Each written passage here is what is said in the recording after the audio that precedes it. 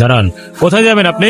Sir সামনের বাজারে। কলসিতে কি আছে আপনার? স্যার, দুধ স্যার। স্যার দুধ? এতগুলো দুধ নিয়ে কোথায় যাচ্ছে? স্যার, আমার বন্ধু ছোট্ট একটা ফার্ম চালায় স্যার, তাই সামনের মার্কেটে ভালো দাম পাওয়া যায়, রোজ সকালে আমরা বিক্রি করতে যাই স্যার। স্যার আসলে আমার বন্ধুর অনেক টাকার দরকার, ওর চোখের অপারেশন করতে হবে তো তাই।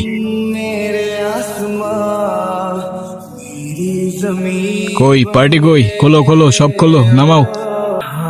মাইকেল ভাই, আপনার তো একটা জিনিসই, আমি তো ভাবছি আজকে মাল ডেলিভারি হইব না। তোমরা শুধু বিশ্বাস রাখবা আর বিশ্বস্ত থাকবা, বাকিটা আমরা সামলাই নিব। এখন যতটুকু লাগে নাও, নিয়ে কাইটা পড়ো। ওকে ভাই। সব আছে তো না? জি ভাই। এই তোমরা যাও, ঠিক আছে ভাই। আমার সাথে একটু কথা আছে। কি ভাবছিস? সত্যি করে একটা কথা বলবি?